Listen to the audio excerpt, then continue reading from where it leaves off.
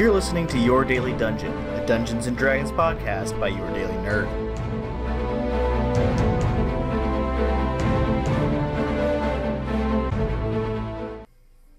Hey, adventurers! Welcome back to Your Daily Dungeons presentation of Curse of Strahd, episode 15. I don't have a clever title yet, so I'm letting Kyle do that title thing that he always does. I was about to say, you don't have a title. I always pick the title. I honestly don't think anybody here has ever even complained about Kyle's title making process. We've always just been like, we trust you. Yeah, pretty much. Yeah, honestly. I appreciate it. Just a peek in at our production process. What we do is we put a chimp in a room beside Kyle, and Kyle plays with the chimp, and somehow everything gets finished. And then Kyle goes like, "Look what I did, guys!" And no, seriously, and it's not. I'm not saying the chimp did it. It just magically finishes itself, and Kyle's just like, "Nice." Can confirm, Bubbles does a good job. Wait, wasn't Bubbles the horse? Bubbles? Yeah, Bubbles the horse. multiple animals can have the same name, guys. I don't know. I'm pretty sure Mel's over there sitting in a chair getting sweaty and shaking his palms. Mom spaghetti. Indeed. Alrighty, so let's go ahead and pick up on a story thread that we left off in the last episode. We completed, just to kind of give you guys a quick recap. You received your fortunes, and you received some information about some important key locations about Strahd's weaknesses and enemies and items that would help you topple this great evil. But there was actually an individual missing during all of this. Dijo Joey has mysteriously vanished. Everyone assumed that he ran off in the woods to go play with bear shit, I believe is what we said was canon. Yeah. Honestly, I wouldn't be surprised. So we pick up with Dijo fiddling around with the magic instruments as everyone has already walked away. Dijo, you were so concerned with that trinket as well that you continue to thumb around with it. And you look up and you see that everyone has left you. You hear the stream beside you very quietly eddying on, and the rain lightly drips around you. There is no moonlight out as well, so it's very dark. I know you have dark vision, but you are definitely using it. I'm definitely using my dark vision now. So, as you stand up to move along the road, you kind of see that the party traveled probably just along the river, so you will more than likely continue away down that direction. As you travel through the woods and the thicket, you're trying to make as minimal noise as possible. When you actually wind up catching a waft of something very delectable in flavor and in taste. You ever smell something so good that you can actually taste the way it would taste? Hell yeah. It just smells so good that you know that how it tastes as well. I kind of feel like Yeah. that way about chocolate chip cookies. Yeah, I like some chocolate chip cookies. I have a bad feeling that this smell is bear shit. Yeah, I got a bad feeling about this. I really hope it is bear shit. So, Dijo, as you kind of come to stop and give a good smell, it smells very vaguely like pie, like meat pie of some sort. Okay. The lady with the meat pie cart comes to your mind as you get a good whiff of what must only be perhaps beef. The smell of cooked beef. You haven't smelled beef since you've been in Barovia. You've only had wolf. Okay, so where's this coming from? It's coming to your left or the south, which is just a little ways away from the river. If I look over, do I see anything? Yeah, so you're kind of standing in a small thicket of trees and bushes, and you see an old woman pushing a cart along the road by herself at nighttime. You see that the cart has a couple pies sitting on the top of it, and she's carrying a couple sacks on the side of them as well. Okay. Does she see me? She seems to pay you no mind. You're not sure if she sees you or not, but you are standing in the thickets in the dark, and she's a human.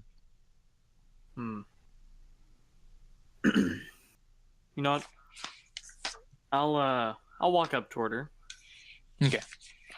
So she looks at you, and she gives a very slight grin as you approach. She hears a noise, more sees you, and you see her kind of reach forward and she lights a lantern, and she says, "Oh my! Don't startle me like that." I'm sorry, ma'am. The smell of pies is most delectably odious in your nostrils. You see her looking at you with a gentle and soft grin.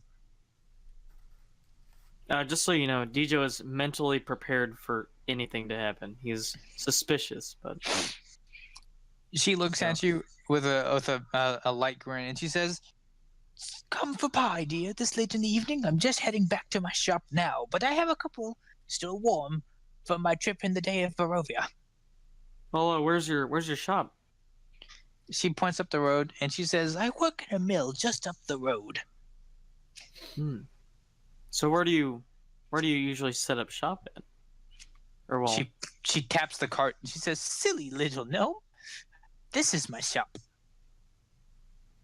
I kind of look around and I'm like, "There's do you ever find anybody around here to sell to?"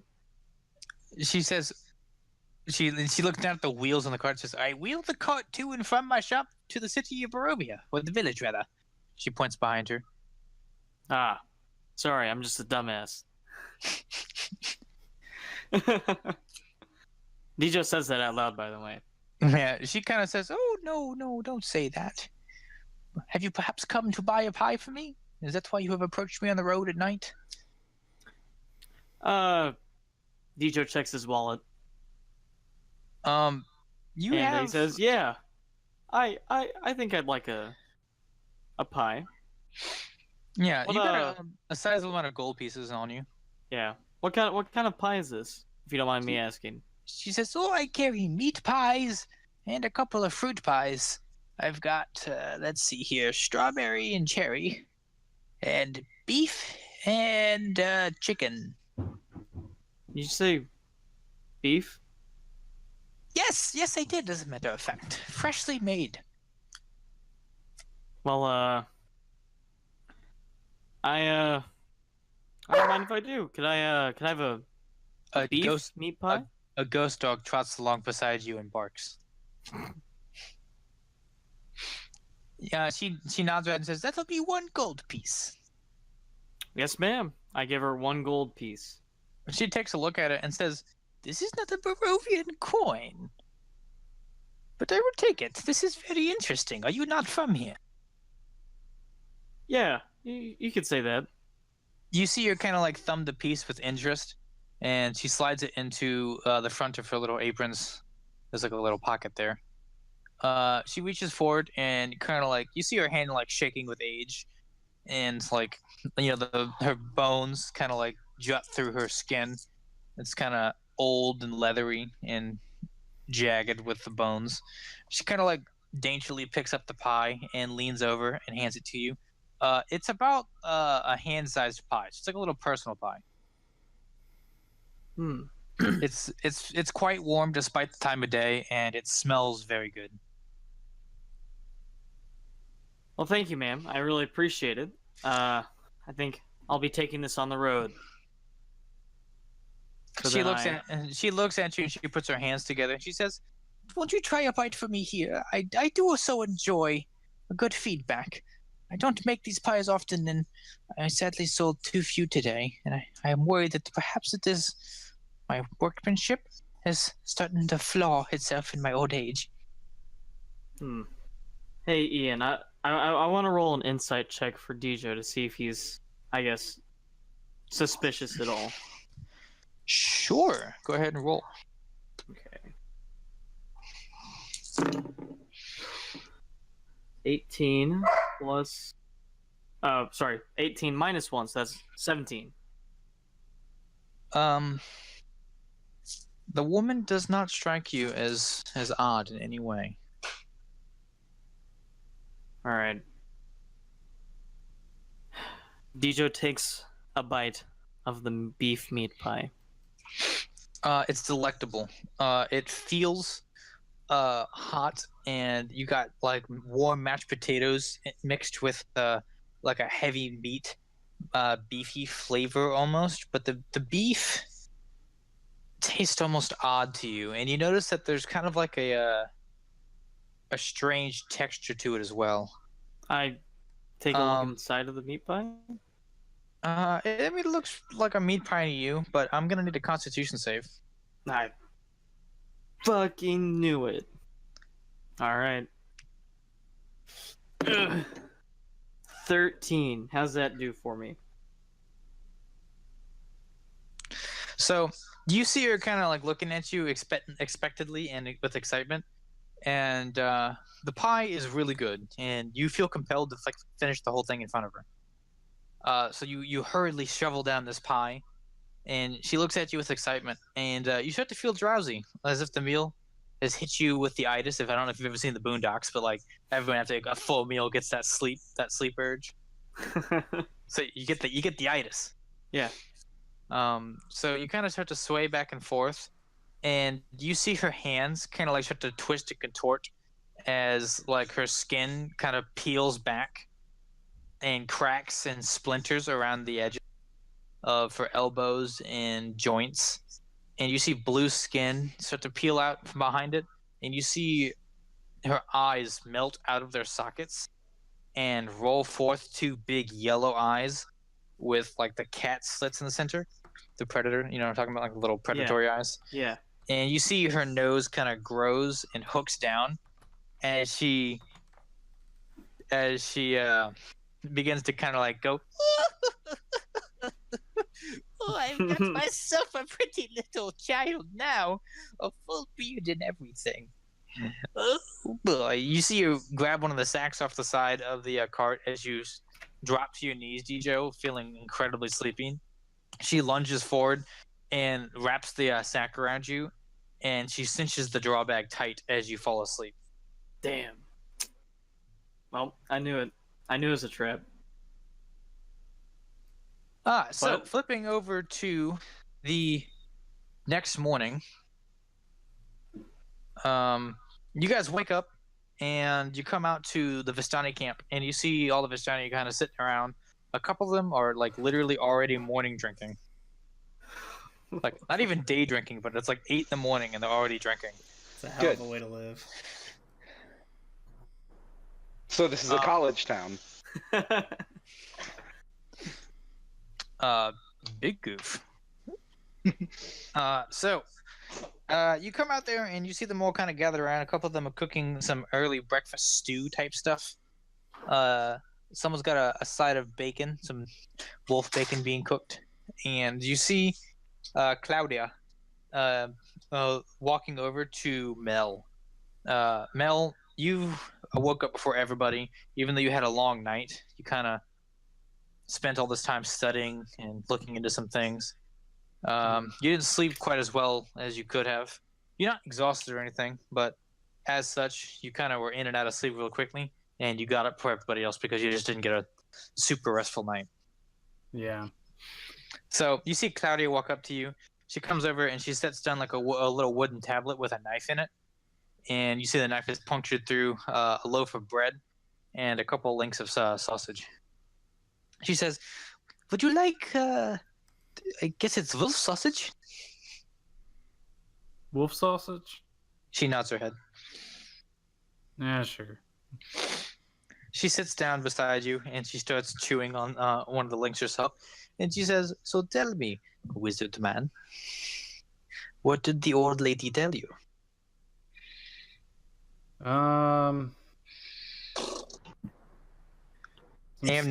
Amnon walks up as Mel begins to speak. Man, I just feel so, like, off balance since he cut off my spade.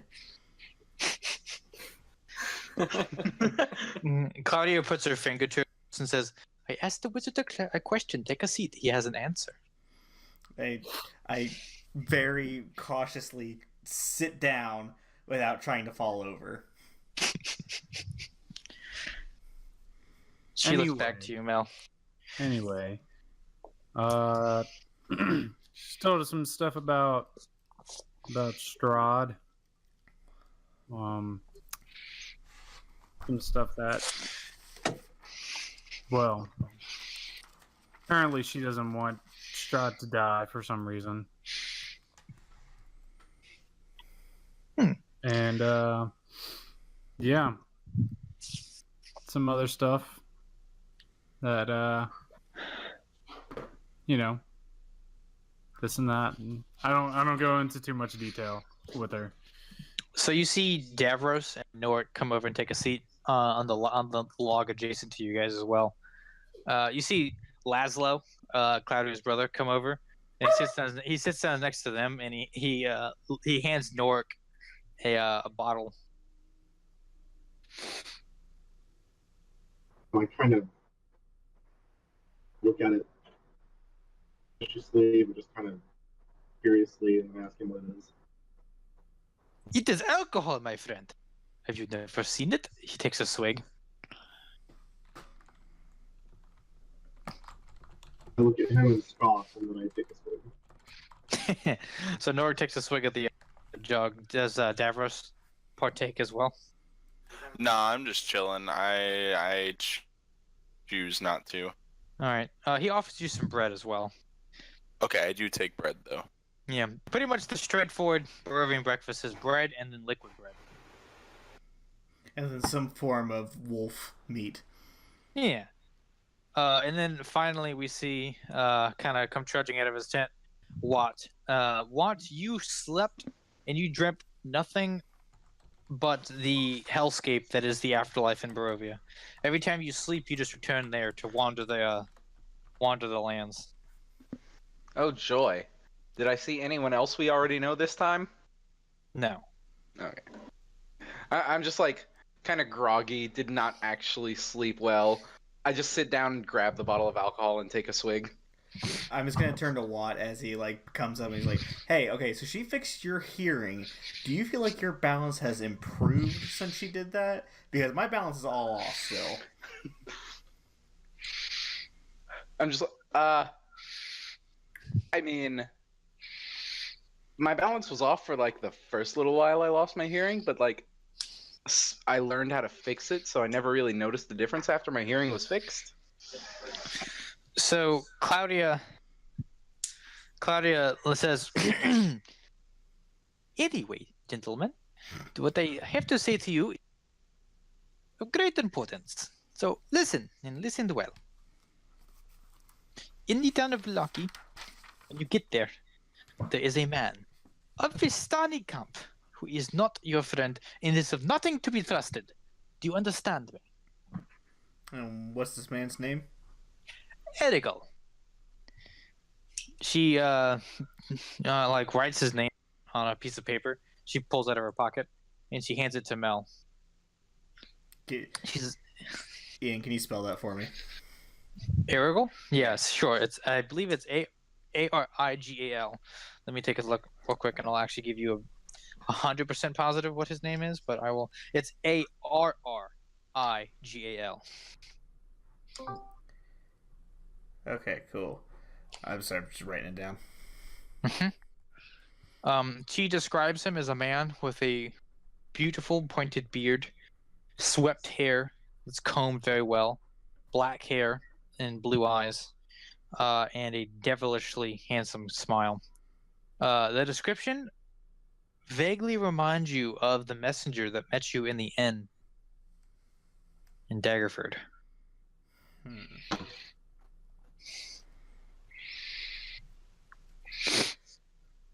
So why should we not trust him? Because is he associated with Strahd? Is he Strahd She says, in disguise? Is everybody Strahd in disguise here? She taps her nose and says, "A wise man asks not too many questions, just the right ones. He is the man that you ask no questions to. He is the servant of Strahd, and he will take advantage of you as soon as he can." Gotcha. And be wary of his brother.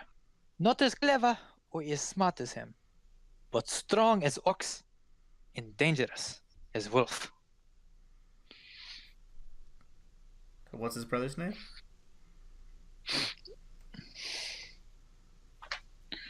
I'm sorry, I actually didn't hear you. Oh, sorry. And what's his brother's name? Oh, Luvash. Luvash.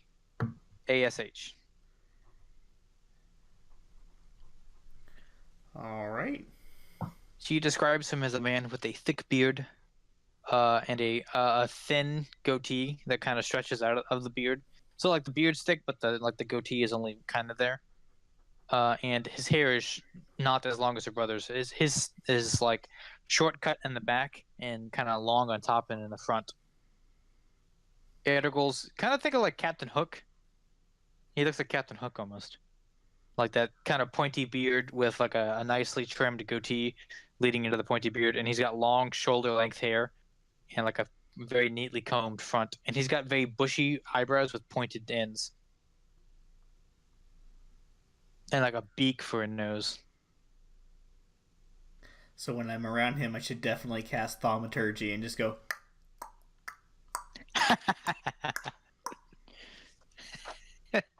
You make me laugh. I don't know why I said that in an accent. So she looks at you and she just finishes describing Luvash, and she says, "So, in the one more warning, on the road to Verloki, do not stop on the road at night. Find place to stay. In cave, in clearing, just never on the road. It's not safe." Should we not travel on the road? She says it's safer to travel on the road when you can, not to wander forest at night, unless you wish to be lost in not only the mists, but the forest as well. Gotcha. You are lucky to have stumbled across us when you did. You would have likely died to werewolves at probably 3 or 4 in the morning. At this moment, you guys would probably all realize that Dijo's not around. Yeah, I was just about to say. Speaking of, died at 3 or 4 in the morning. We're still short one gnome. As opposed to more than one?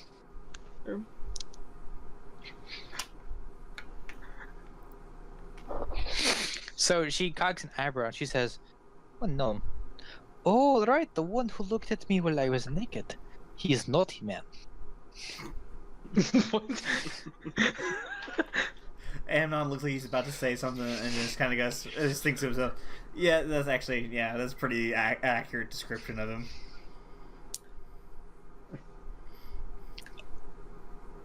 So you guys hear coming down the road the sounds of like a bell ringing, and you see all the Vistani kind of stand up and look a little bit weary, and you see Claudia look over at Laszlo, and Laszlo looks at you guys and says, do any of you like pie?"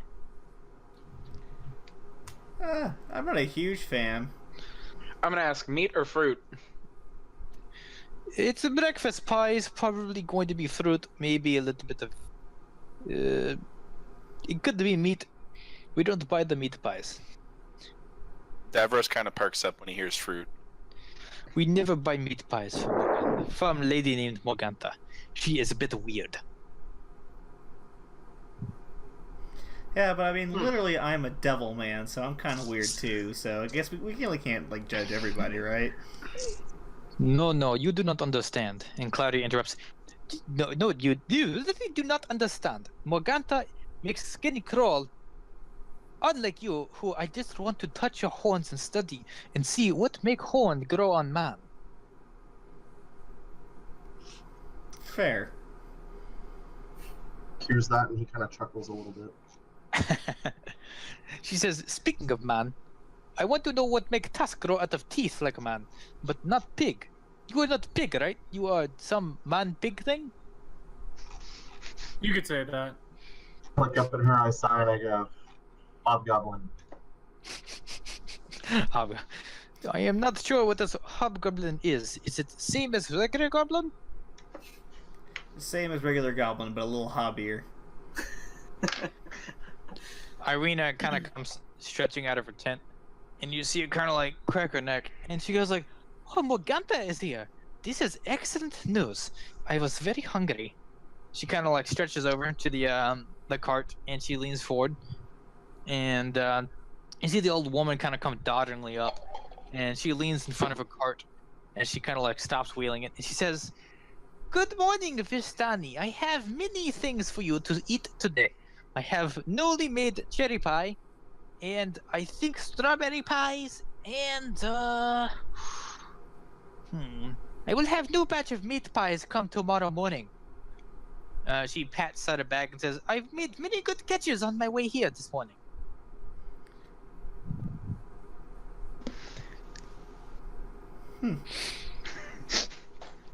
I'm gonna go up and buy a strawberry pie.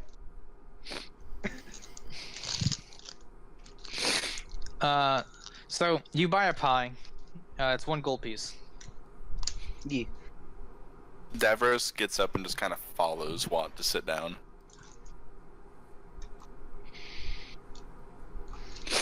Anybody else buy a pie from her? Nope. No, I just follow Watt to sit down. Okay. Why would you guys not buy a pie from her? I think Mel back in the city already established that he was not interested in buying pies from the lady on the cart. I think Mel alone. Dijo, it's just a fucking pie cart. Leave it alone. I think I remember that being exactly the conversation had between the two of you. Is Dijo there? I'm gonna ask. Did Dijo walk up? No. No. Oh, okay. Dang it. I'm gonna ask her what she caught in the bag. I'm gonna ask. So is that a wolf in the bag or what? The bag is probably about maybe 3 feet tall, maybe 3 feet high, and about like a foot wide. It's not a wolf. Got it. So did you catch a wolf in there? She pats the side of bag, and she pats the side of bag. She pats the side of the bag. Even when I'm not speaking as a Barovian, I'm using the syntax.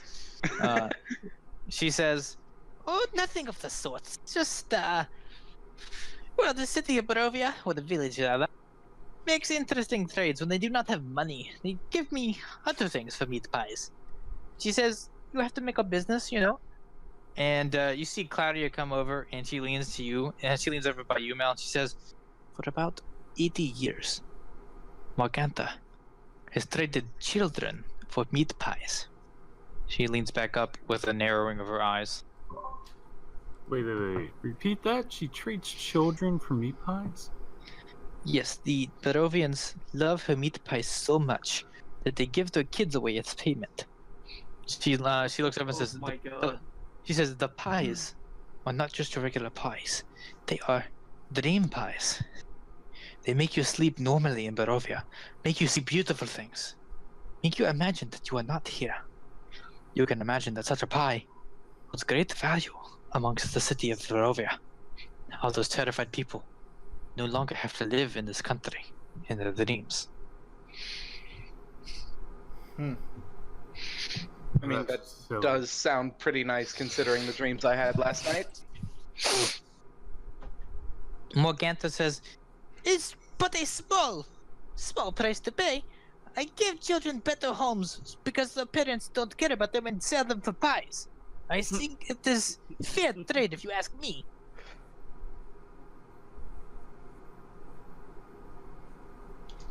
You see a couple of the Vistani kind of walk over, and it just now occurs to you that you actually don't see any Vistani children about. Oh no. Can I give some kind of insight check to see if she's like giving them just a new home or if she's like cooking them into the pies? You can roll an insight check, sure. Cooking them into the pies. If she Nope, is, you have I've got no idea. That's a 4. Yeah, seems legit. Oof. I just rolled for Irina and rolled nat 20. Irina, who's like literally in the process of buying a pie, hears the story from Claudia, looks down at the meat pie in her hand, and looks over at Morgantha.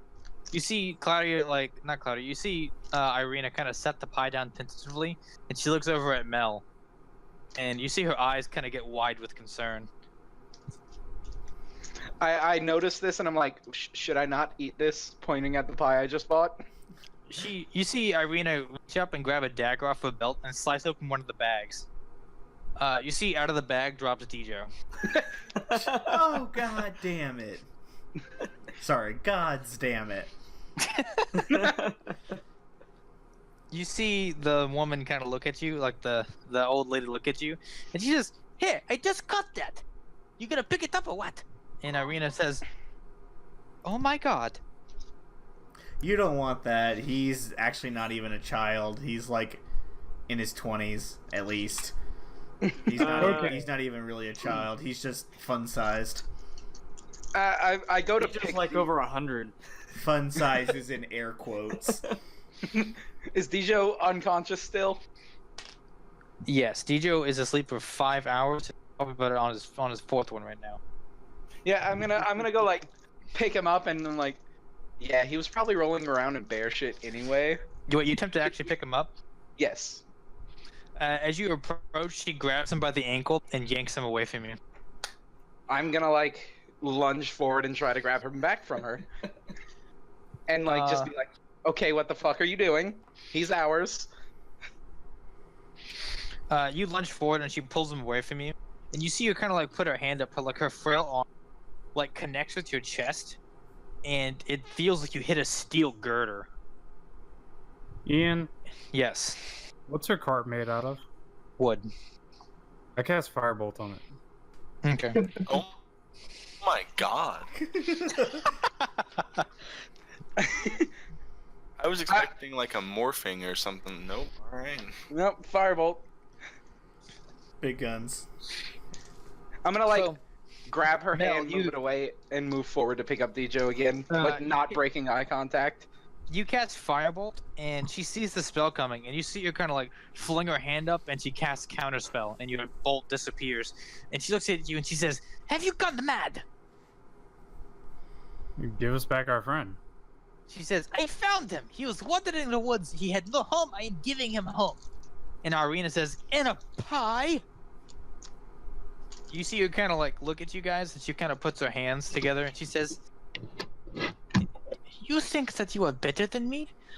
I make practical use of those without home." Into food, though. What kind of...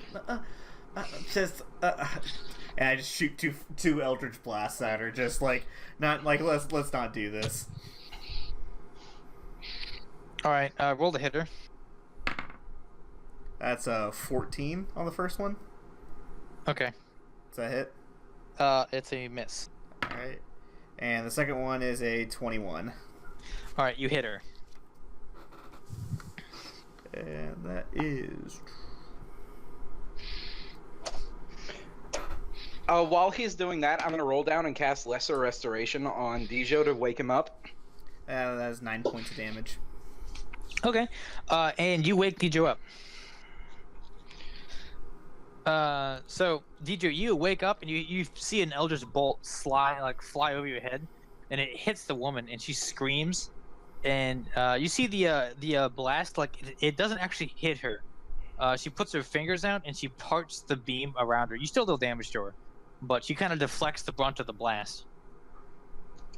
You see her like form begin to split and crack, and to follow that same description I made of her before, as she grows about a foot in height to about 6 feet tall, and you see a blue-skinned woman with long claws and skulls around her waist. You see all the Vistani gasp in fear as they like all step away from her.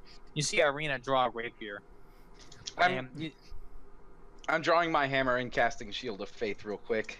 Okay. I cast Invisibility on myself. Okay. This is You why see- I don't trust Barovians. You see her reach up, and she grabs one of the bags and rips it off the cart, and you hear the muffled screams of a child, and she looks at you and she says, "This is not over," and she casts Plane Shift on herself and disappears.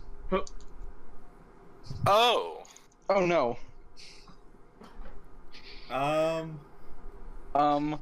Was not expecting that. No, I don't think any of us were. Did anybody prepare plane shift today? No? Anyone? No. It's sorry. like we never could have expected that to go. Is Dijo still here? What Yeah, the you hell see- just happened? Yeah, you see I- Dijo laying on the ground and Watt like stands up, casts a spell, and she vanishes. I'm He's gonna like- be. Yeah, you were about to be eaten, dude. You're welcome. Okay, I'm still invisible, Mhm. and I go over to Dijo and I pick him up by his collar off the ground. Dijo starts freaking out and flails around, waving his arms everywhere. And then as I'm like Wait. holding him up in the air, I dispel invisibility. I had something funny I was gonna do, but never mind. Wait, am I looking at you now? Yeah. It's like he's like breathing really heavily. He doesn't really. He's like, You "Fuck did have a really good sleep. Well, that's nice. I guess. Dijo, what the hell? I mean, I just take ate a meat pie. No. You don't talk now. It No. smelled like beef.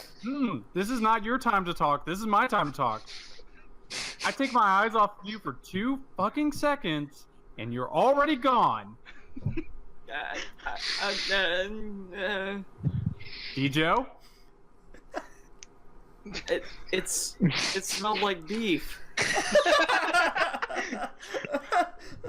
I don't give a shit what it smelled like, okay?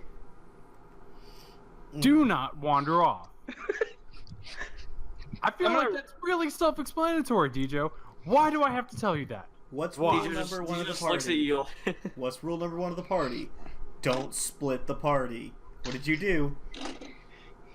Look, I was Dijo, just what did not you paying do? attention, and What then did whenever I you turned do? around, everybody was gone. Okay, I'm sorry. I'm gonna reach forward and grab Dijo out of Mel's hands and be like, "Come on, let's just go get you some breakfast. Us dumbasses have to stick together." Irina turns around and says, "Did you not hear what that woman did? She took a child.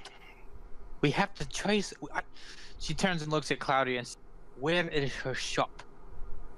And you see Claudia kind of like kick a stone, and she says, "I am not sure that you want to go there." Where is it? Dijo, she'd mentioned to you where it was. I don't remember. Good for you. She mentioned an old mill. Oh yes, that's right. Okay. Where the shop was, yeah, the old mill, or where she was going anyway. Yeah. Can I roll like a nature check to see what the woman really was? Yes. Cool. Same for Davros. I already know, but I don't want to say. That is a 12. Hold on, waiting for my character sheet to load.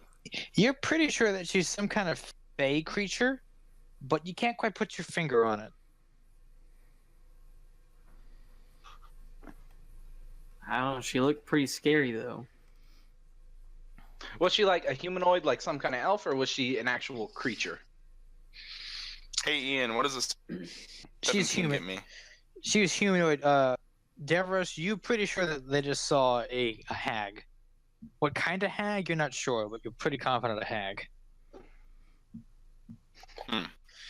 You know that they're basically creatures that feed off of dreams, can become ethereal, can move in and out of planes. They can change shapes to match whatever they want to. They've got incredibly dangerous claws on them, and they're spellcasters. I'm gonna be like, Hey, what? Yeah, what's up? Don't eat that pie. Yeah, no, I gathered that. No, Wait, I didn't why wouldn't you eat the pie? say anything. I was like, no, don't eat that pie. DJ, Yeah, you can eat the DJ, pie. Did you eat a pie? Did you eat a pie, DJ?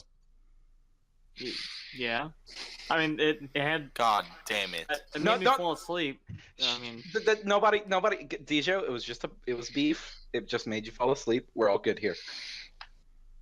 I told Dijo exactly what she is.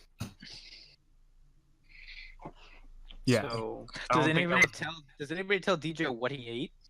That's what I'm trying Yeah, to say. no. No, Oh, wait, no. I'm brutally honest. I'm trying to spare Dijo's feelings with this. It sounds So- like Mel's gonna tell him. Yeah, buddy, you ate people. I like kind of smack Bell on the head. Dijo throws up. Irina says, Right there. Irina says, not just any people. You eat the children. You eat children. Like I'm Dijo, also actually- gonna I'm also gonna smack Irina for telling him that. Good job, Dijo. You're now a cannibal. Dijo, you're a cannibal, and I'm gonna put up my fist towards Wad. It says, I don't know. It's kind of like veal. You see He's one of like, the "Oh my one of the Vistani walking by, and he says, "It's not that bad. If you really think about it, I've eaten probably 2 of my kids, but that's good. She's a good cook." Dijo Okay, throws up again. I'm just like, all right, everyone, we're going It's to time the to mill. go. Fuck this group. Thanks, whatever your name is that told us the fortune, but we're outie. I feel like this is that part of that episode of Rick and Morty where Rick turns to Morty and goes, "Your adventure's spiraling out of control." I'm like, Hit a God damn dangerous it, Miles. spiral. I'm like, all right, my entire reason for being alive is to help these kids. Who's coming with me? I'm coming.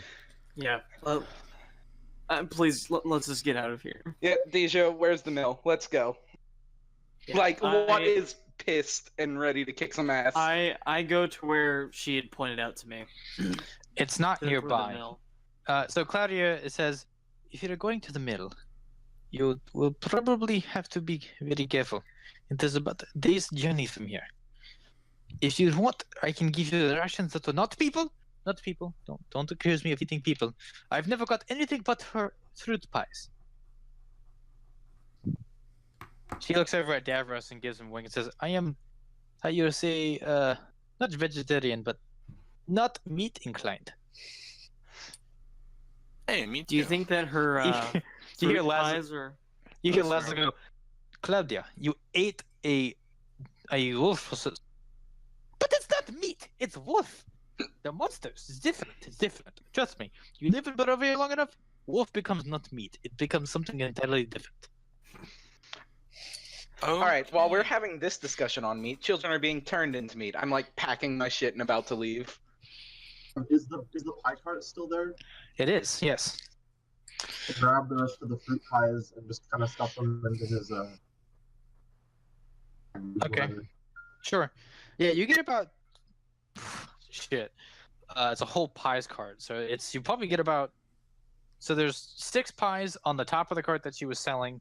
There's 2 drawers on the bottom that have each 2 different kinds of pies, and then there are 3 sacks on the side of the cart still. Are there any children in these sacks? Or are they empty? Yeah, if you open up the sacks, you actually see that there are 3 children, or there's 1 children per sack. Are they all intact? Yes. Okay. They're just Well, sleeping. Well, Mel didn't cast Firebolt on the cart, so Thank God. Oh no. yeah, Eric. I'm just saying. Even though I do think that the Night Hag totally would have tried to protect your investment there, you literally almost roasted children. Okay, but also that's exactly what Mel would have done. He didn't know that. No, I know, I know, but like, can you imagine the horror on Mel's face as children slinked out of the bags, flaming and dying? Jesus. That would have been Christ. awful. But since they didn't die, Mel passes it off. He's like, whatever. At the I same heard time, Mel is internalizing. Like, God, I almost royally fucked up. Yeah, inside of his head, he's like, oh god, At that, Alright. what did I almost do? at that point, Amnon probably would have been like, "All right, so which way to Strahd's castle?" I'm just gonna like turn myself over to him. I'll just like, you know what? I'll serve him. It's fine. We're not doing much better here. After opening the bags, Watt's gonna like draw his hammer, walk up and point it at Claudia. I'm like, can we trust you to take care of these kids while we kill this witch without eating them? Give me a perception check. Perception? Mm-hmm. Let's see. Jesus, Spot. Watt's pissed, and he rolled a 13. All right. So Watt, you pointed the hammer, and one moment you look at her, she kind of like slightly grins at. The next moment you see her holding your hammer in her hand, and she spins the handle of it back to you. And she says, "You can trust me." I'm gonna like snatch You it can first. trust her, Watt. I'm gonna snatch it back for Strahd stealing my spells. Now this woman's stealing my hammer. I'm fucking out of here. Let's go, guys. You know, Dijo's actually fully on board with Watt because he just ate a kid. And he's not very happy about it. And also, she tried to make Dijo into a meat pie, so he's not very happy. I feel like a meat pie episode has a very special place in all of our hearts. Hell yeah, brother. For the listeners everywhere, so everyone here went to the same school, went to the same college, and the town that college is situated in is heavily into meat pies. It's known Meat pie outside capital of the town world. for its meat pies. Yeah, There's a meat pie festival here every year. it's a small town in Louisiana that attracts national tourism for meat pies. And lights there that like aren't a really all myth? that great. It's like a Miss Meat Pie or something. Yeah, it's weird. It's very weird. So, moving on. Spoiler alert, they're okay. I don't know. And they're That's not farming. made of children. But I yeah, don't know. Lazio, yeah we murder adults. Lazio's Lazio's is actually really good. Man, the best meat pies in this town come from gas stations, TBH. I mean, other than Lazio's, yeah. So, moving on, back to the game. you guys gather up your crap, and let's see here. Claudia and Laszlo each give you gifts that'll help you. Laszlo gives you a practical gift, and Claudia gives you a map of Barovia, which is also yes, but she's gonna give you two because obviously you need two because someone's gonna get fucking. I'm gonna like grab one of them and like ask Dijo to point out where he thinks we're going. Claudia is gonna mark on the map the location of it. He just says Dijo just knows there. that it's a mill. wherever Claudia marks it, Dijo says there, right there on the map. And Laszlo is going to come out. He's got what looks to be like a bag full of items. And he kind of walks over to you guys and he says, "So I may or may not have raided Vistani armory for various items that I thought maybe you could make use of." Sweet. He digs into his pocket, or not pocket. He digs into the bag and he pulls out a very fancy looking headband, and he walks over to Noric and he says, "Here you go. You seem like a man who likes headband." I am very confused. I say,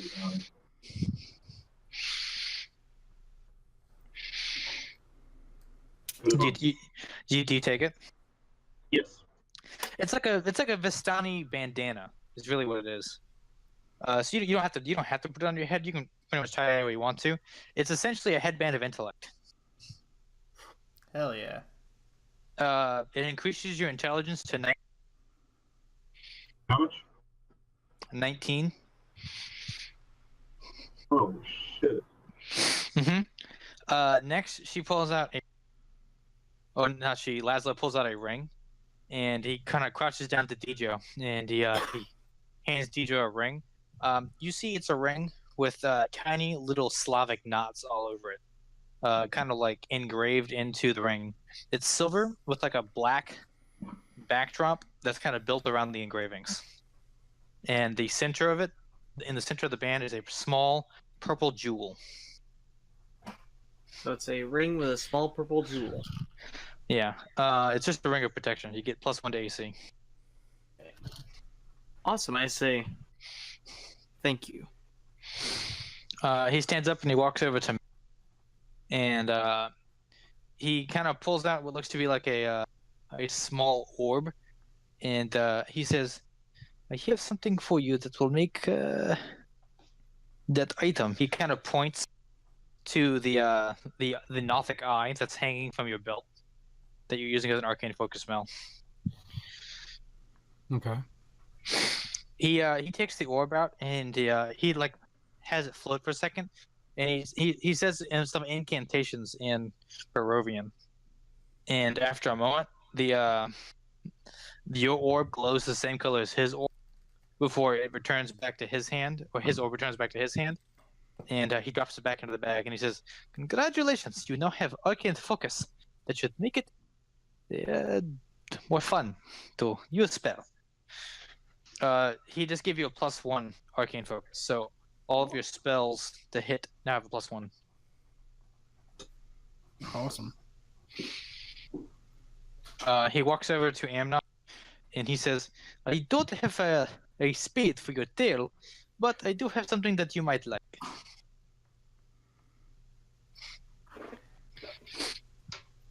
Sure. What's up? So he digs into his bag, and he pulls out 2 what looks to be like wristbands of some kind. Not wristbands, but like bracelets that kind of like clip to your wrists. He holds them out to you. Awesome. What do they do? And he says, "Oh, let me show you." He claps them on in both of his hands, and you see him put one hand forward like he's got a bow in his hand.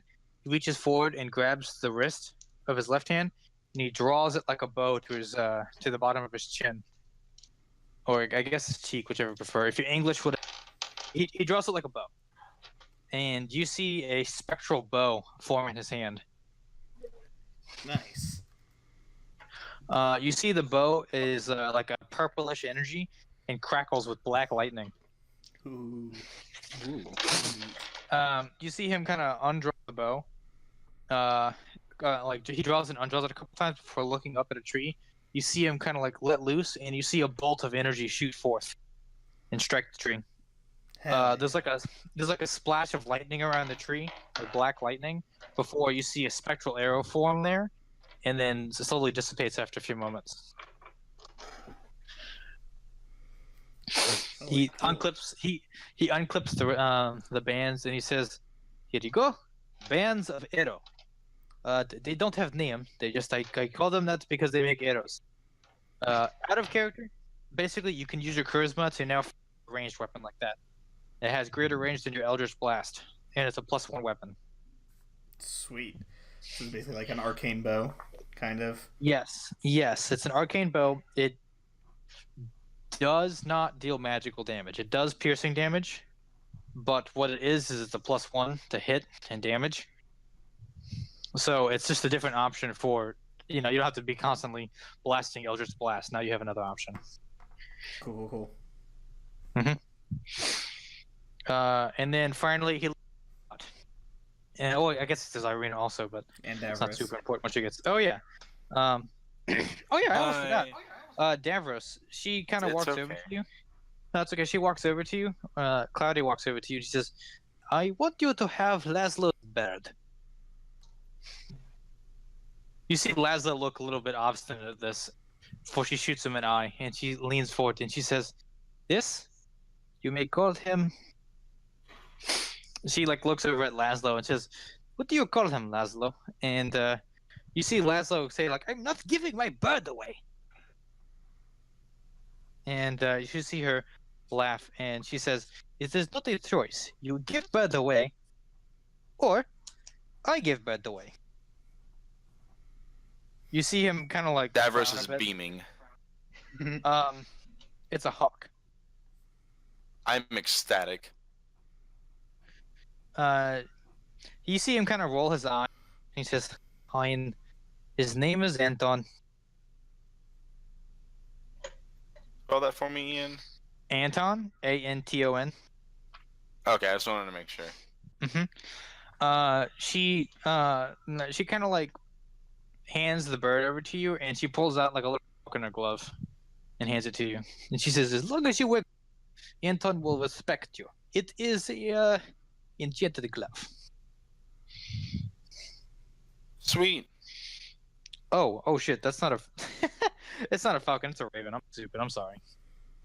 It's not a hawk either. It's a raven. It's a raven. I'm sorry. Do you have a pet raven? Bet. Never more. Okay. Now she gets to Watt. Sorry. Okay. So she looks over and she says, "What they did, man?" And Lasso says, "I have a good idea." You see him kind of dig down, and you see him pull up a very beautiful Vistani cloak. It's got like long red plain with a gold trim around it, and on the back side of it, you see is a crest that looks to be like the crest of Strahd on the back of it, drawn in purple. Okay. Have you seen Strahd's crest? I think we have before, haven't we? It's basically a large raven, kind of like centered in a big plane, and I think it's clutching something in each of its claws, like the American eagle, quarters, and so on and so forth. Okay, well, Watt's like still pissed at these people for eating children, so he's like trying to keep a mean, angry face, but like can't help but get a little bit visibly excited when he sees this, but then immediately goes back to like mean mugging it. So he hands you the cloak, and it basically just drapes around your shoulders like any other cloak would, but it's a cloak of protection. Neat. So +1. So just +1 to AC? Mm-hmm. Neat.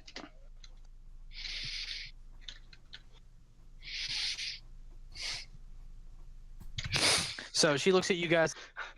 Well, that is all we have to give to you. Again, I'd like to notice that Laszlo and I do not eat people. We eat the fruit pies, not meat pies. And Laszlo says, that is very true. I prefer wolf of a human. You know, that gamey. I'm just like, it's fair, I guess. Still shouldn't sell your children. Laszlo and Claudia both say, we don't have children. We are siblings. It's not what I just meant in general, but fine, whatever. You two are cool. Like, still upset, but those, like, actually isn't too upset with them, just in general. Mm-hmm. And they fine. also give you rations. Neat. So they show you which way to take on the path, which is basically just the road leaving from the encampment. They tell you to follow the road past the waterfall and travel a day along the road after you've passed the waterfall to the crossroads. And once you've made it to the crossroads, they give you further instructions that if you take a right at the crossroads, you'll get to Castle Ravenloft. But if you go left, you'll get to the gates of Barovia and leave the actual like area of Barovia and head off to that road and follow it until you get to another fork and take a left at that fork, and you'll get to the mill.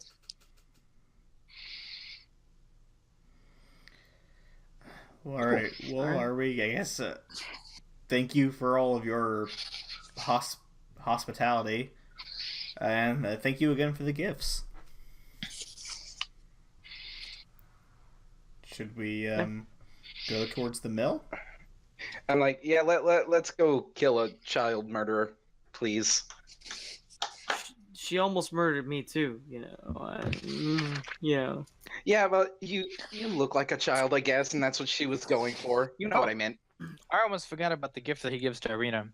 He gives Irina what looks to be like a very fancy-looking rapier, and he describes it as an heirloom of the Ravenloft. I mean, of the Zedovich family.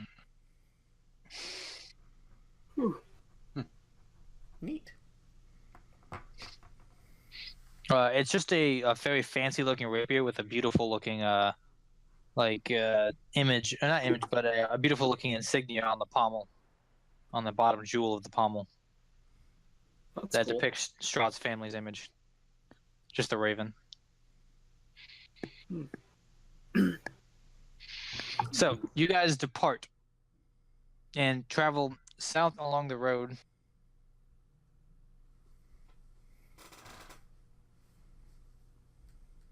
Actually, it's not south at all. So they would dump you off of the encampment there, and you travel northwest along the road. for probably about a mile in the daytime before you come to what looks to be like. Let's see here. The waterfall they mentioned to you. You guys remember the story they told about the wizard falling off the waterfall? Mm-hmm. Yep. Same waterfall. DJ would have missed it. Yeah. Does anyone tell DJ this story? Nope. Nope. Nope. Have we even told Dijo like what our fortunes were yet? Nope. Nope. Okay, cool. We should keep it that way. So I would know that this is the waterfall where this happened, right? Yes. I'm gonna turn to Mel and be like, should we maybe like go over there and like look around and see if we find anything? You know, I want to, but I'm pretty sure if we try to stop him, Watt's gonna get. Look at him. He's already got ants in his pants, man. He's ready to get over there and kill this lady. So Yeah. Irina looks at you two and says, "Did you blame him? There were children in the bag being turned into meat pies. The gnome ate one." yeah, I know. Also to- Joe. Yeah. Also, to be fair, this is like literally my purpose in life. Yeah, but I mean, like, Dijo eats stuff off the ground all the time. Like, it's not really. When have you seen me do that? Literally all the time, Dijo. Literally all the time. You drop something around. Oh, 5-second rule. Dijo, there's Okay, dirt yeah, all that was over like that was like twice. That was like twice. Okay, I'm sorry. All right. Yeah, twice like yesterday. All right, let's hit up this waterfall on our way back after saving the kids, huh? What's the deal with the waterfall anyway? What's so special Well, you're about not- this you're not waterfall? It's coming back- pretty. I mean, I don't think you're coming back this way anyway. You're going to Valaki, which is along this same road. It's after the windmill. Remember, you heading to Valaki? Right. what's so special about the waterfall anyway? 90-day in business, Dijo. Well, If you hadn't damn, gotten I'm captured, sorry. if you hadn't gotten Dijo, this captured, is- you'd know. This is what you why get you for going don't off on go- your own. This is I why you didn't don't go wander- off on my own. I was Don't wander left, off. I was left behind. The You consequences. could have stayed at the camp. Rule number 1 of the party: don't split the party. The consequences of violating rule number 1: you don't get to know when we find out stuff.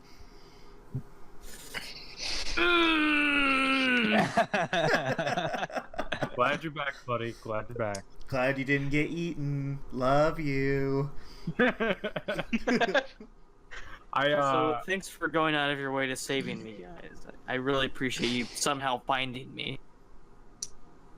It was a very hard journey. I'm sure it was. I really appreciate. Irina says, "Well, I suppose we probably saved you because the old hag was making her rounds that morning." So And- wait, hold on. You guys weren't out looking for me? No. Yes, we were. Get to it eventually. To be fair, we had just woken up. I assumed you were still asleep. Yeah, I thought you got eaten. Irina Sorry. says, "If it makes you feel any better, I prayed for you and your death last night. So to see you alive is a blessing. I'm happy to see you, Dijo, and your beard. She like leans out. Beard. Honestly, Dijo, we can't get rid Well- of this guy, and I point over at Watt. So I figured that if you died, you'd probably come back as a revenant too, because it just haunt our asses. Because that's just our luck. Yeah. So Well, as we're walking, Fair enough. I'm glad I was saved eventually. As we're Thank you. walking, I'm like, "Hey, Watt, Yeah. Because I Hold can up. actually hear. hold up for a minute. Want to check something out. I'm like, We're not coming back this way, so I'm gonna check it out now." Look at the waterfall. I'm like, Yes. So you follow the dirt road clings to the side of a mountain, and the mountain's to your right or the north, and it ends before an arching bridge of mold-encrusted stone that spans a natural chasm. You see gargoyles cloaked in a black moss perched on the corners of the bridge. The fronds are weather-worn and the horns eaten away by rains and wind. On the mountainous side of the bridge, you see a waterfall spills into a misty pool nearly 1,000 feet beneath you. The pool feeds a river, fog-treaded pines that blanket the valley beneath.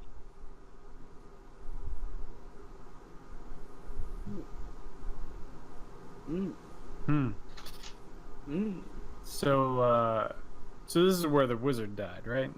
Wait, what wizard? He disappeared off the side of the cliff.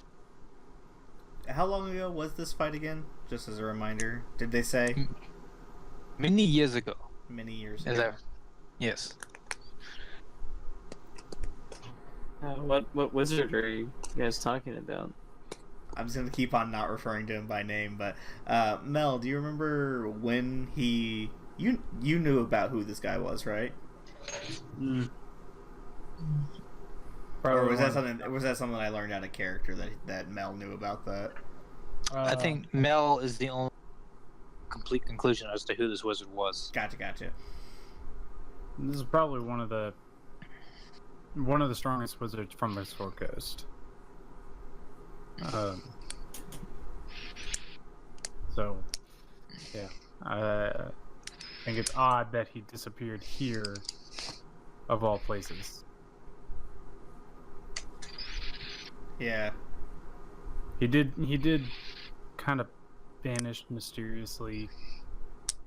You know, people don't really know what happened to him. Now, kind of know.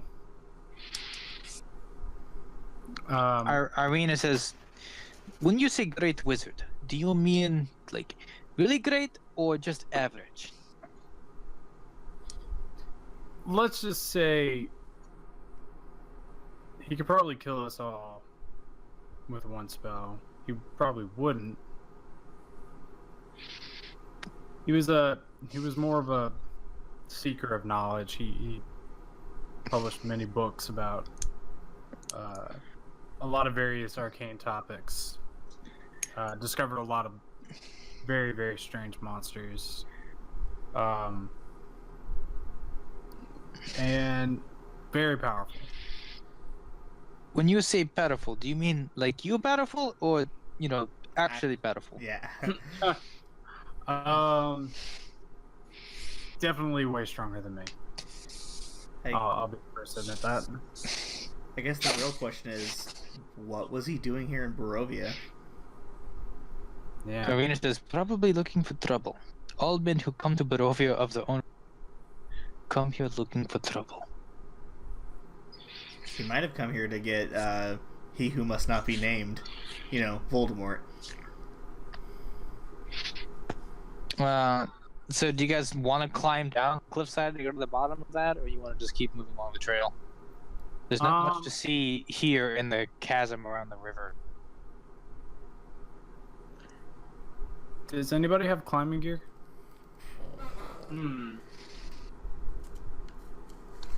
I don't think that I do. I have 50 feet of rope. I think we all have 50 feet of rope. Anybody got like a dungeoneering spec or? No, I don't. Negative.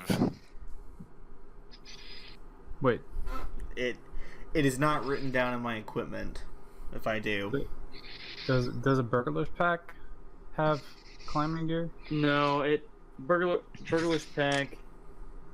All I have from it is that rope. So and some other things, but not climbing gear. He might have about 1,000 feet. 1,000 feet's a lot of rope. yeah, No, me, I only have 50 feet. We could just Alright, throw guys. Watt off the edge, see if he lives. No, it'll take me 24 hours, but yeah. Here, get the rope ready. Get everybody get all their rope. Everybody ties their 50 feet of rope together to get like 350 feet down, not even halfway. It's a bad time. I will say this, from a dungeon master perspective, this would be very fruitless effort if you only got about 3/4 of the way down. There's not much to see from 300 feet in the air. Let me see. I'm trying to think. Anybody have fly or feather fall prepared for the day? Does anyone have like wall climb or something? I've got spider climb. Oh God. Cast that on me. All right, cool. Yeah, I'll walk up. Was it a touch base? Is it concentration? Does it matter? I don't know. I'm asking. Shit. No, it doesn't really truly matter role playing, so I'm not going to put a whole lot of limits on the spell. All right, cool. So yeah, I'll walk up and I'll cast spider climb on Mel. All right, guys. When you get down there and you find stuff, I want to be the only person who gets to know, though. Why is that fair? You will. As I put my hand on your shoulder and then like kind of jerk it off. I'm like, ugh. Man, it's sticky. Radioactive Spider-Man. And Mel is going to start climbing down the cliff. Okay. So Mel, it takes you probably about 10 minutes to get down to the bottom. Oh wow. Even though you can cast spider climb, like if like a rock breaks or falls, you still fall to your death. So, I was expecting it to take longer. no, because it's pretty easy to get down most of the way. You're just kind of moving at a walking pace, jogging pace maybe. You're just being careful, but not slow. Okay. So you get down to the base, and it's just a big, like, I guess you could call it lake at the bottom. And there's not too much around the base of this lake. Once you get into the bottom, you can see that there's just kind of pine trees to the left and the right. And you see that the lake is pretty rough and busy. And it continues on. The river actually races far away from here, continuing along through the trees.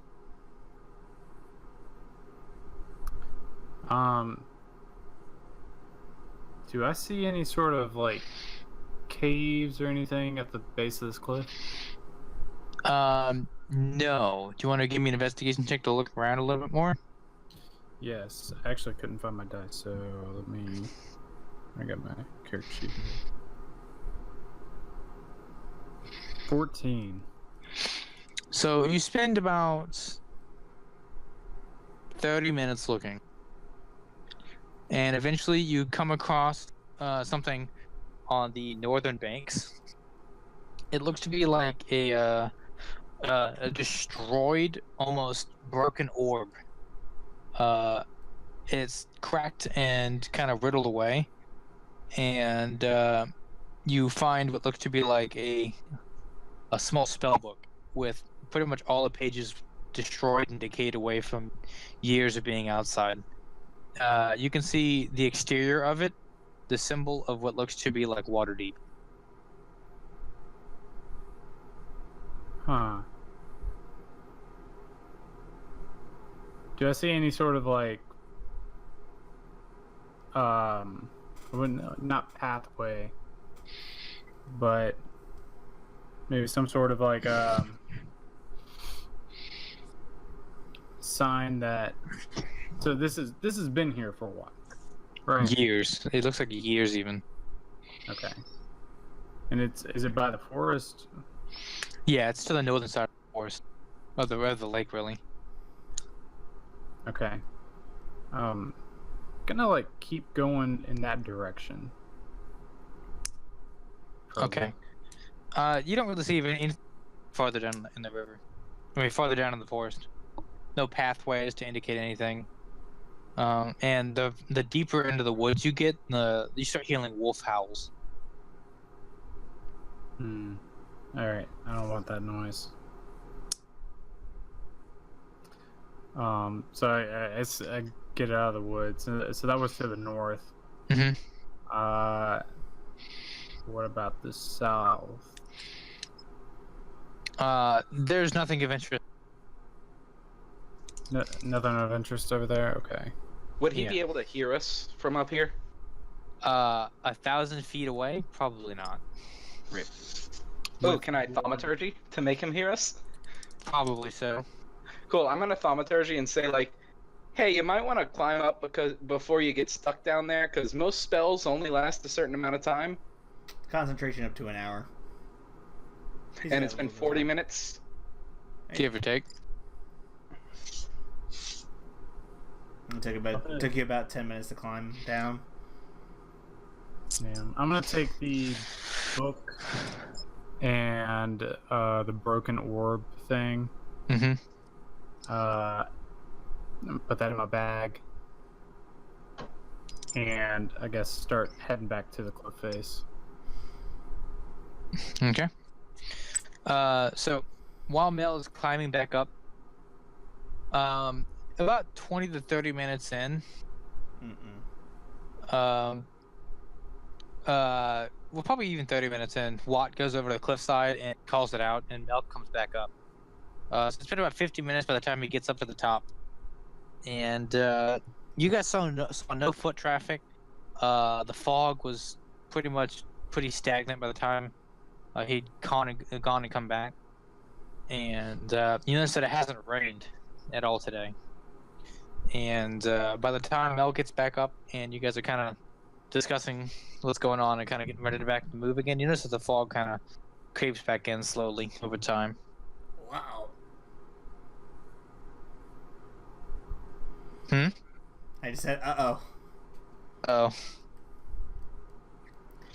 So, you travel for, unless Mel wants to discuss about it. I'll discuss on the way. Okay.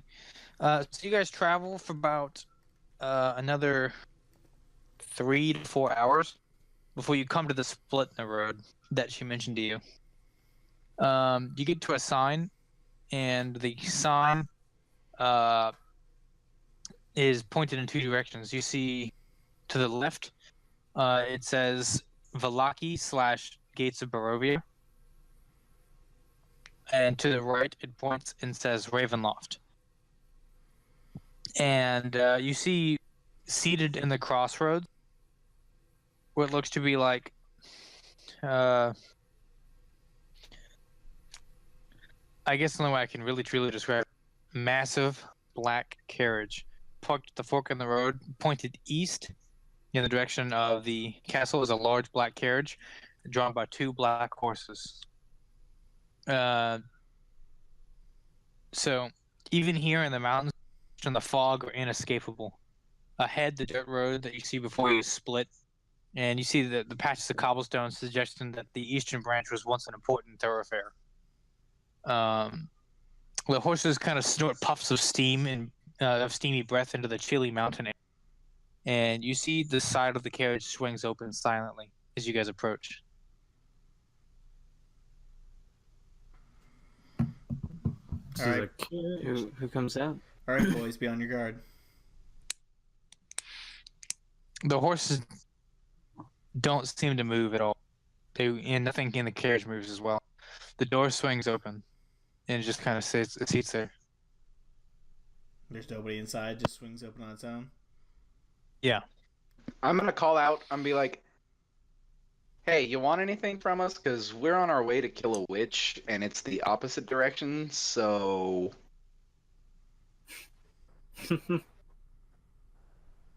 He was like, yeah, what he said. Does anybody make a move to approach the carriage or no? Is it in our way? No, it's to the eastern side. You're traveling northwest. Yeah. Dijo is too suspicious of strange things in the middle of nowhere now, so... I'm just taking a wide berth of the carriage, and with flipping him the double finger, flipping him the double bird, and it's gonna be like, nope, not today, Satan, not today. I want to do an Arcana check on it.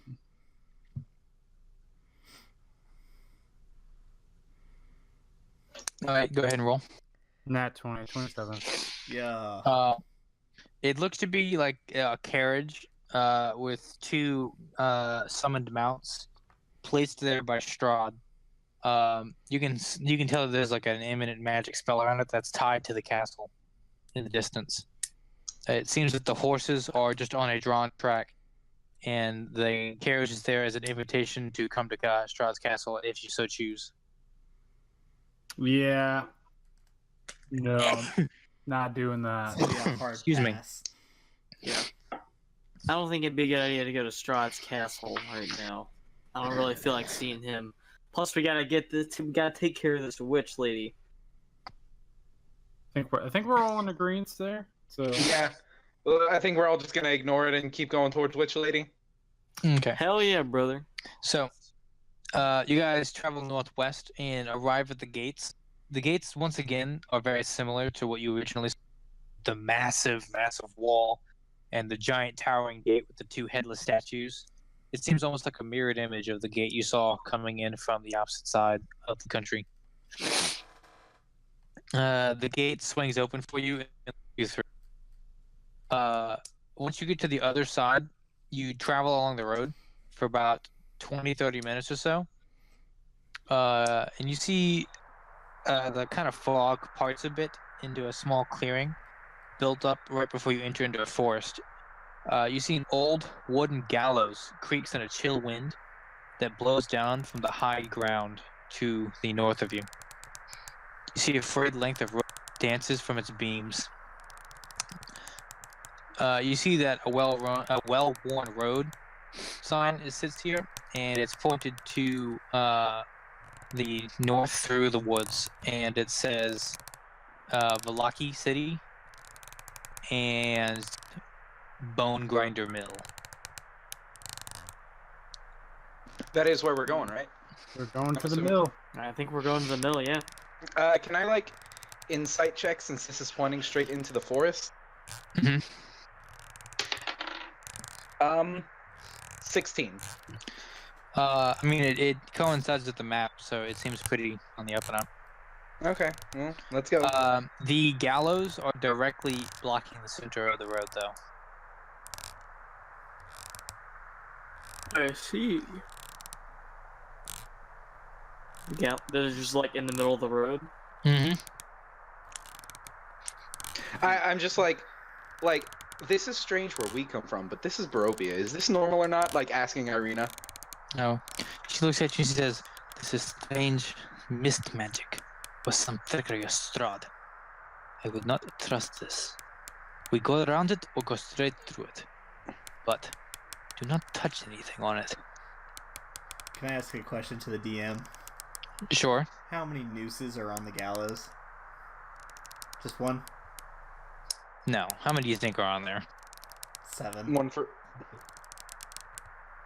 Ah, nuts. I figured Oh, as there's much, but 7. I thought I might as well ask.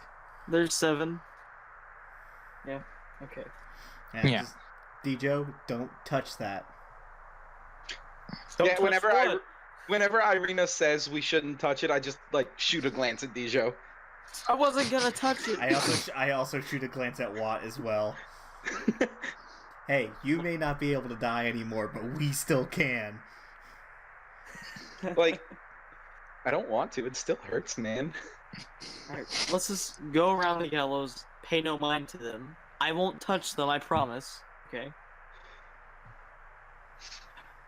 Just go around them. Alright, just walk around it, going to the mill. So, you walk around it. Yeah. Okay. So, as you guys kind of like make your way around it and get to the opposite side, all of you hear as you kind of get back onto the road a creaking noise behind you coming from the gallows. Oh god. Mm. I Mhm. turn around to look. Let's see. 2. Oh no. So that is. Ooh. It's never a good thing when the DM starts doing math. I was just about to say the same fucking thing. So, you guys turn, and where there was nothing before, you see in the center noose now hangs a lifeless gray body. Its back is to you, and the breeze blows it and turns the hanged figure slowly so that it can fix its dead eyes upon you. As you all look up, you see the countenance of Dijo hanging from the gallows. Shit! Dijo, what did I tell you? Oh, I didn't touch it, I swear.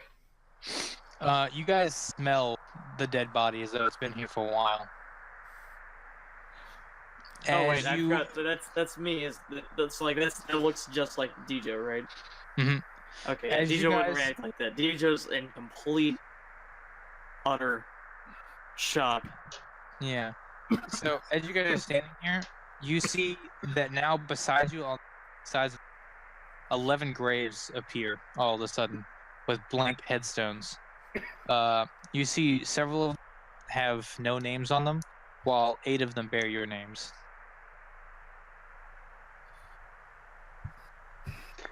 Whoa. Eight. Aren't there only You seven hear of the- us? You hear the sounds of a There's one snapping for sound. Zardock. You hear the sounds of yes, there is one for Zobdoc. No. You hear the sounds of a rope snapping and the sound of a as the body falls off of the rope and hits the platform and rolls down the steps on your side of the gallows. Do you think Dijo would feel compelled to walk toward it, Ian? I mean, it's a character decision. It's up to you. How curious is DJ about what he's just seen? I don't know. I don't know. Dijo just slowly, very slowly walks up to it. Dijo. Yeah, he just has this blank look on his face, like he's mortified. Like, And he's just walking slowly up to the body. Dijo Joey, I swear to God. Roll insight checks. Not insight checks. Roll wisdom saves. Everybody? Everybody. all of us. Everybody. God damn it. Alright. That's not too bad. Oh god. That's a 19. Ooh, 25. ooh, 2. Oh no. I rolled an 8. Alrighty. Give me that 23. 25. So, everyone except for Mel and DJ pass. So we'll go with DJ first. DJ, as you approach the body, you start magically. No one else sees it, just DJ. DJ, you start seeing the body stand up, and you see it start to twist and contort uncomfortably, and you see the field around you slowly start to change. You see castle walls standing around you now, and 2 pools of blood before you, and you see Strahd draw a rapier, and you see Mel turn to look at Dijo. At you, Dijo. Yeah, so you look from a third person's perspective, like you're Okay. watching something. Okay, and then Mel turns to look at me, Dijo, or the other Dijo. The other Dijo. Okay. You see him mouth something incoherently as you see a spear ram through Mel's chest, and Dijo holds his hand out and screams something unintelligibly before running at Mel. You see Strahd rip Mel aside, turn and look at Watt, and with the same spear hurls it at Watt and throws it through his throat. You see Watt drop to his knees as Strahd walks over to him. DJ, you make it to Strahd just in time for him to grab you by the throat and lift you up. As Watt is struggling to pull the spear free, he kicks Watt onto the ground, sinking him deeper onto the spear. He picks you up, DJ, and rams you down on top of the same spear before walking away. Shit. Dijo, you feel the pain of the spear in your chest all of a sudden, and feel incomprehensibly and completely immobile. Dijo just screams. I mean, if I can anyway. Yeah, you guys see Dijo drop to the ground, clutching his chest as he starts to scream. You see his eyes are rolled back into his head. Flipping over to Mel. Mel, you turn to look at Dijo freaking out, and I'm sorry. Okay, Mel, you turn around to Dijo screaming, and you see your vision change, start to move towards Dijo, and you feel the warmth of a hearth burning, and the sounds of a chair rocking, and you look over and you see your wife sitting in the chair. And she grins at you softly. Your wife. She grins at you softly and she says, "Sweetheart, you're home early." You hear the sounds of the door shut as you turn and look behind you, and you see a man in a black coat and a hat turn around and reaches up. He takes the hat off his head and sets it on the rack beside you. And he turns around and he draws a blade. And you see your wife stand up and she goes, "You're not Mel." And you see a stretch behind the figure's face as he advances on your wife, raises her blade, and you watch your wife get cut down before your very eyes. The man turns and pulls out a match and a note and writes something, tosses the fire onto your wife's body, and flips the note onto the floor. You see him kind of like crack his neck, sigh, and say, "Soon enough, soon enough," as he walks out of view. Your vision slowly comes back to you, Mel, and crowded by everyone else. How do you react? I'm just. I think I'm a bit paralyzed. Like. Oh fuck. That's not something you want to see. Oh shit. I think Mel just starts like starts crying a little bit. And kind of like just walks away from the group. Mm-hmm. And I think he goes over to like the gravestones. Mm-hmm.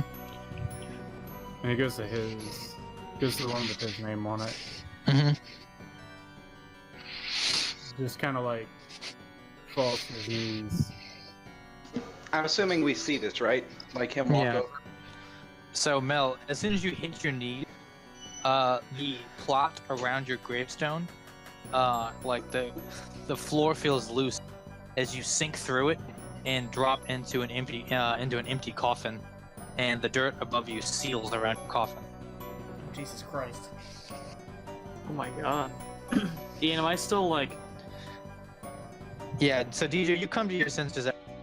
Everyone's kind of crowded around you, and all of a sudden you probably hear Mel shout, and the sounds of a slamming wood coffin, and the sounds of dirt replacing itself. Ian, Yes. what did you have to roll to pass that wisdom save? A 14. 4. Oh, you rolled a 4? Oh boy. I get to do another one? Oh no. Alrighty. So, Years. yeah, I'm sorry. I didn't hear what you... So, Nork, you turn and started walking towards Dijo as well, before you see Mel kind of like grab his forehead. Go, "Ah, what?" And you see him stop in his tracks, and you cock an eyebrow to look at him, and then all of a sudden you see your brother standing next to you, and he shoves a blade into your hand, and he says, "Why can't you do it?" And he looks away and he says, "You've always been weak, compassionate, a fool. How could you? How could you?" He slaps you across the cheek. You feel the burn. He says, "You need to go. You need to leave now before they come for you and they come for me." You hear the sounds of like an explosion, and you hear the sound of a woman scream. He looks at you and he says, "Now our sister must pay for your crimes. Go! Get out of here, Nork!" You see him draw a blade and he says, "The caverns will lead you away from me." He comes back to you and he puts a finger to your chest. "Our family may not end here today, but as far as I'm concerned, not my brother. I will die with honor. You will die alone." He turns and you see a seatbelt and step in. And he drops the dead body of Norik's father on the ground. And he says, "Indeed, Norik. No death for you today. Dishonor is far worse than death." You see him fire a bolt into the stones above you, Norik, separating you from your brother as he starts fighting the man.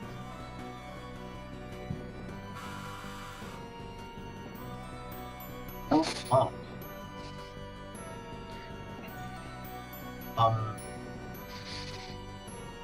Okay, Watt, seeing all of them start to go crazy, is going to cast Shatter right where the gallows are to try to destroy it. Okay. So you're gonna hit the gallows no matter what, and the spell just obliterates the gallows. There's a flash of lightning that strikes the air, and you guys see the fog around you rapidly evaporate and disappear. And the bolt of lightning suddenly standing just down the hill from the mill. Mel is laying on the ground, probably slamming up into the air like there's actually a coffin above him, but he's not there anymore. And you see Dijo is clutching his chest, looking over at probably the closest person to him, which might be Irina, who's got his hand on his chest, on his hand, and she's kind of got his head propped up. And you probably see Norik maybe on his knees or like gripping a blade that is not there in his hand anymore.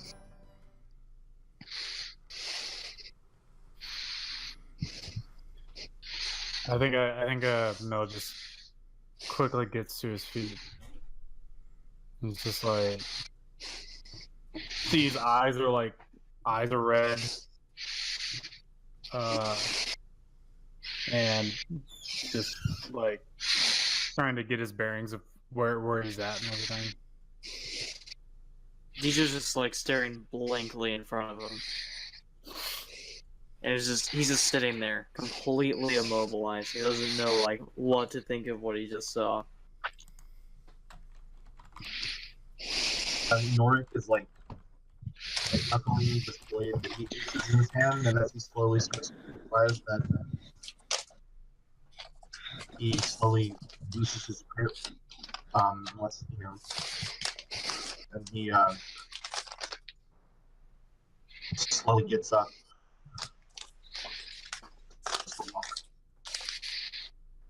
We're actually out of time for this episode.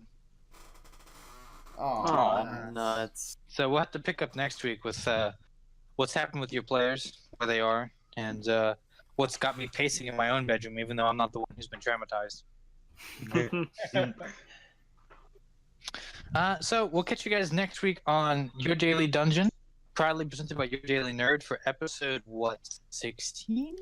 Next week will be 16. Yeah, thank you guys so much for listening, and keep on rolling.